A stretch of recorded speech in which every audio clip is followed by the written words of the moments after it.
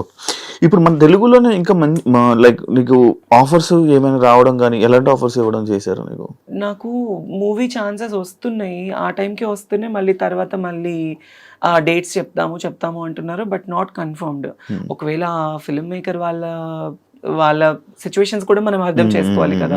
So అందుకే నేను ఇప్పుడు ఒక ఛాన్స్ వచ్చిందని పరిగెత్తను, రాలేదు అని డల్ అయిపోను. నాకు కావాల్సింది ఏంటంటే, నాకు కొత్త కొత్త ఆశలు కానీ ఏమీ లేవు నా లైఫ్లో. నా ఫ్యామిలీని బాగా చూసుకున్నానా, వాళ్ళు బాగున్నారా, వాళ్ళు బాగుంటే చాలు, నేను చచ్చిపోయినా ప్రాబ్లం లేదు నాకు. సో వాళ్ళు బాగుంటే నేను బాగున్నట్లే. ఈవెంట్స్ చేస్తున్నాను, ఈ జబర్దస్త్ చేస్తున్నాను, శ్రీదేవి డ్రామా కంపెనీ చేస్తున్నాను, వాటి వల్ల కొద్ది గొప్ప వస్తున్నాయి, ఈవెంట్ల వల్ల వస్తున్నాయి, నా ఫ్యామిలీకి చూసుకుంటున్నాను అంతే. ఇంకా నాకు సినిమా నేనే అంటే ఆఫీసుల చుట్టూ తిరగాలి, మీకు తెలియంది కాదు ఇండస్ట్రీ కష్టాలు. సినిమాలో ఛాన్స్ రావడం అంటే అంత ఈజీ కాదు, ఎంతో కష్టపడితేనే మనకు వస్తుంది. నా 10 ఏళ్ల కష్టం నాకు ఇప్పుడు పేరు. నా ఒకానొక టైంలో నా లైఫ్ ఎలా అయిందంటే శివ, ఫస్ట్ నేను మంచి స్టూడెంట్ని, నాకు బైపీసీ చదువుకోవాలి, డాక్టర్ చదువుకోవాలి అని చాలా ఆశ. మా ఇంట్లో చదివించే స్తోమత లేదు వాళ్ళకి. నేనేంటి చిన్నప్పటి నుంచి ఇంతే, అమ్మాయిలానే. మా ఇంట్లో వాళ్ళందరికీ తెలుసు నాకు ఇట్లా అబ్బాయిలా ఉండడం ఇష్టం ఉండేది కాదు, అమ్మాయిలానే ఉండేదాన్ని. కాలేజ్లో ఇంటర్మీడియట్ డిగ్రీ చదివాను యాదవ జూనియర్ కాలేజ్, మా ఇంటి వెనకమాలే. అందులో బైపీసీ లేదు, చదివించే స్తోమత లేక ఆర్కెస్ట్రాస్ ఉండేవి కదా నార్మల్ పెళ్లిళ్ళకి. ఆ ఆర్కెస్ట్రాస్ లో ఒక డాన్సర్ గా వెళ్ళేదాన్ని. 1000 రూపాయలు, 500, 1500 అలా డబ్బులు తీసుకొని వచ్చి, ఫస్ట్ మాది పూరిల్లు, తర్వాత పెంకుటిల్లు ఉన్నప్పుడు నాకు ఊహ అంత తెలిసింది. తర్వాత నేను ఎప్పుడైతే సంపాదించడం స్టార్ట్ చేశానో అప్పటి నుంచి ఒక రేకులేలు కట్టుకున్నాను.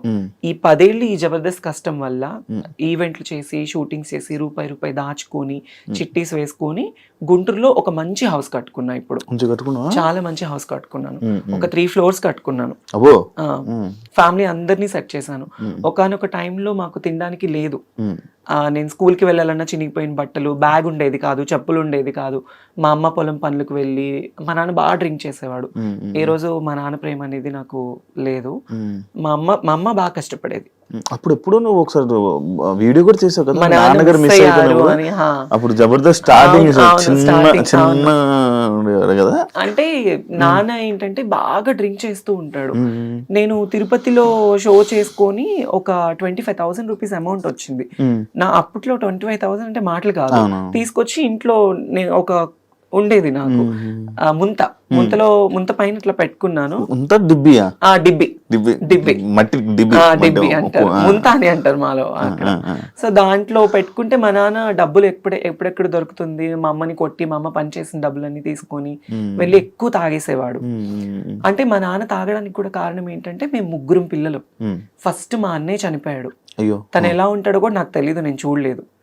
సెకండ్ మా అన్నయ్య పేరు శ్రీకాంత్, తనకి నాకు 8 ఏళ్ళు తేడా.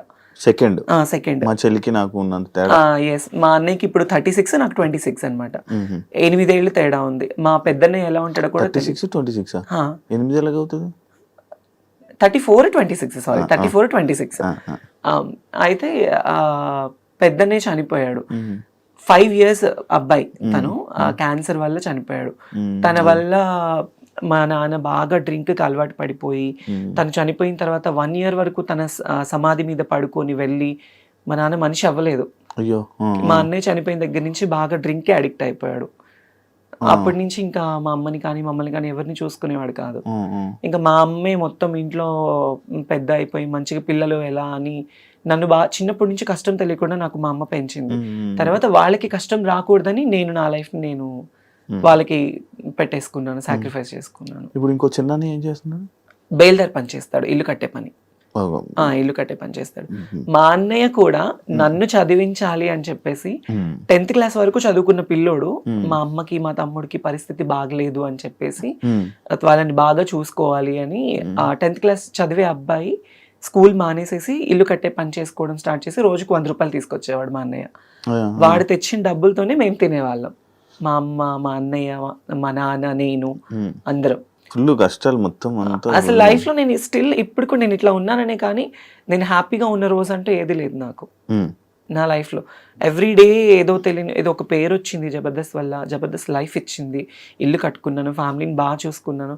కానీ పర్సనల్లీ అనేది చాలా అంటే చాలా వర్స్ట్ లైఫ్. అసలు ఇలాంటి లైఫ్ ఎవరికి రాకూడదు అబ్బా అనిపిస్తుంది. ఎందుకు అనిపించింది. ఒక ప్రేమ లేదు, ఫ్యామిలీ నుంచి సపోర్ట్ ఉండదు, బయట సపోర్ట్ ఉండదు, ఫ్రెండ్షిప్ ఉండదు, ఎక్కడ చూసినా ఫేక్ అంతా, నమ్మి మోసపోవడం తప్ప ఇంకొకటి ఏముంది చెప్పు. టు బి ఆనెస్ట్, రీసెంట్లీ ఇప్పుడు ఒక ట్రాన్స్ లైఫ్ గురించి మా లైఫ్ తీసుకోవాలంటే నేను ఓపెన్ గా మాట్లాడుతున్నాను. అనకాపల్లిలో ఒక ట్రాన్స్జెండర్ని చంపేశారు. ఎందుకు? తను ప్రేమించి తన డబ్బంతా తన ప్రియుడికి పెట్టేసేసి. స్టిల్ నాకు కూడా ఒక వర్స్ట్ బ్యాక్గ్రౌండ్ ఉంది. ఒక అతన్ని నేను కూడా బాగా లవ్ చేశాను. 8 ఏళ్ళు లవ్ చేశాను. 8 ఏళ్ళు లవ్ చేసి తనకి నేను కష్టం చేసుకుని ఈవెంట్లు చేసుకుని డబ్బులు ఇటు ఫ్యామిలీని చూసుకుంది కాక తన ఫ్యామిలీని కూడా చూసుకునేదాన్ని. మా ఇంటి దగ్గరే గుంటూరులోనే. అవునా? 8 ఏళ్ళు. బట్ వాళ్ళు నన్ను లవ్ చేయలేదు, నా డబ్బును లవ్ చేశారు. నా డబ్బును లవ్ చేసి నన్ను దారుణంగా అంటే మోసం చేశారు. అప్పటి నుంచి ఇంకా ఈ లవ్, ఈ లస్ట్ వద్దు అనిపించేసింది. కాదు, ఇప్పుడు నార్మల్గా ఇప్పుడు ఇలాంటి ఇష్యూస్ మీలో ఇలా జరుగుతున్నప్పుడు చాలా జరుగుతున్నాయి అంటే మీద అంకిత తను లేకపోతే ఇంకా చాలా ఉన్నాయి. ఇవన్నీ జరుగుతున్నా కూడా మళ్ళీ ఎందుకు రిలేషన్ అనుకొని వెళ్ళడం? రిలేషన్ అంటే శివ, ఇప్పుడు మీరు అబ్బాయిలు అమ్మాయిలు, అబ్బాయిలకి ఫ్యూచర్ ఉంటుంది, పెళ్లి చేసుకుంటారు, పిల్లలు, వాళ్ళకి ఒక కుటుంబం ఉంటుంది. ఆడవాళ్ళకి ఫ్యూచర్ ఉంటుంది, పెళ్లి, కుటుంబం అని. ట్రాన్స్జెండర్స్ కి ఒక కుటుంబం ఉండదు కదా. ఫ్యామిలీ హేట్ చేస్తారు, ఫ్రెండ్స్ హేట్ చేస్తారు, సొసైటీ హేట్ చేస్తుంది, బయట జాబ్స్ ఉండవు, కష్టపడి వాళ్ళని చూసే వాళ్ళందరూ చీప్ గా అనుకుంటారు, కానీ వాళ్ళ లైఫే బాగుంటుంది కొద్దో గొప్ప. ఎందుకు అంటే ఈ కష్టాలన్నీ దాటుకొని రూపాయి సంపాదించుకున్నామా, కడుపు నిండా తిన్నామా, ఉన్నామా అనుకుంటారు. అలా ఉన్నప్పుడు ఎవడో ఒక వెధ వస్తాడు, నేనున్నాను అంటాడు. ఆ ప్రేమకి, ఆ ఎఫెక్షన్స్ కి, ఆ ఎమోషన్స్ కి దగ్గర అయిపోతాము. ఎవరు ఈవెన్ పేరెంట్స్ కూడా ప్రేమను చూపించరు. ఆ ప్రేమను చూపించినప్పుడు ఎవడో ఒకడు వచ్చి ప్రేమను చూపిస్తే మరి ఎఫెక్షన్ అవుతాం కదా. అరే నాకు పేరెంట్స్ ప్రేమ లేదు, బయట వాళ్ళ ప్రేమ లేదు, ఈ అబ్బాయి నన్ను బాగా ఇష్టపడుతున్నాడు, నన్ను బాగా చూసుకుంటాడు అని నమ్మకం ఉంటుంది కదా. ఆ నమ్మకం కోసమే ప్రాణాలు పెట్టేస్తారు, సర్వస్వం ఇంకా వాడే అనుకుంటారు. అందుకే ఆ లవ్ కి, ఎఫెక్షన్స్ కి దగ్గర అయిపోతారు. కానీ మరి ఇంట్లో వాళ్ళు యాక్సెప్ట్ చేస్తున్నారా? లైక్ అంటే మీకు ఇప్పుడు కొన్ని రోజులు అయ్యాకైనా మీతో మంచిగా ఉండడం ఇప్పుడు అంటే నా పరంగా అనుకుంటే ఫస్ట్ ఆఫ్ ఆల్ మా అమ్మ వాళ్ళు నన్ను యాక్సెప్ట్ చేయలేదు. స్టిల్ అంటే యాక్సెప్టెన్స్ ఎలా ఉంటుందంటే నేను కష్టపడుతున్నాను, ₹1 తీసుకొస్తున్నాను, అందుకే ఒక మంచి పేరులో ఉన్నాను, బయట సొసైటీలో ఒక మంచి పేరులోనే ఉన్నాను, బయట ఏమి వేరేలా సంపాదించట్లేదు. ఓకే, మా అమ్మాయి చూడటానికి చేస్తుంది, జబర్దస్త్ లో పలానా ఒక మంచి వృత్తిలోనే ఉంది, అందుకే నన్ను యాక్సెప్ట్ చేస్తారు. లైక్ ఇప్పుడు పేరెంట్స్ కి కూడా, ఎందుకంటే మాదే తప్పు, పేరెంట్స్ తప్పు కాదు. ఎందుకంటే వాళ్ళు 9 నెలలు కనిపెంచి ఒక అబ్బాయిలా పుట్టి మళ్ళీ ఇప్పుడు దేవుడిచ్చిన అవయవాలు కాకుండా మళ్ళీ మాకు ఇది కూడా పేరెంట్స్ లోపం హాఫ్ ఉంటే మా లోపం హాఫ్ ఉంటుంది. వై? బికాస్ జీన్స్ ప్రాబ్లమ్స్ ఉంటాయి. పేరెంట్స్ లోపం ఉంటుంది. ఆఫ్ కోర్స్ పేరెంట్స్ లోపం వల్లే మాకు జీన్స్ ప్రాబ్లం అవుతుంది. నాకు ఇది తెలియదు. పేరెంట్స్ లోపం ఉంటేనే, తల్లికో తండ్రికో లోపం ఉంటేనే జీన్స్ అనేది సక్రమంగా లేకపోతే పిల్లలు ఇలా అయిపోతారు. ఇదేదో డబ్బు కోసమో ఇంకొకటి అసలు ఒంటి మీద సర్జరీ, ఇప్పుడు ఒక చిన్న పిన్నిస్ కుచ్చుకుంటే నువ్వు ఎంత బాధపడతావో, ఒంటి మీద ఎన్ని అవయవాలు కోసుకొని చచ్చి బ్రతికి, నేనైతే లైఫ్ లో 3 సార్లు చచ్చి బ్రతికాను నేను. మరి ఎందుకు అవన్నీ? ఎందుకు అంటే నాకు ఇలానే ఉండాలి, నా లైఫ్లో నేను ఒక ఆడపిల్లలా ఉండాలి, ఫుల్ ఫ్లెడ్జ్డ్ అమ్మాయిలా ఉండాలి, నా పేరెంట్స్ మా అమ్మ నన్ను ఒక కూతురులా చూసుకోవాలి, వాళ్ళకి నేను కూతురునైనా ఒక కొడుకులా సంపాదించి వాళ్ళని చూసుకోవాలి, అది నా మైండ్ లో ఉంది. ఇప్పుడు నాకు ఆశలు ఉంటాయి, ఒకవేళ నేను అబ్బాయిలా పుడితే నాకు పెళ్లి చేసుకొని పిల్లల్ని కానీ నా ఫ్యామిలీని చూసుకోవచ్చు అని ఉంటుంది నాకు కూడా.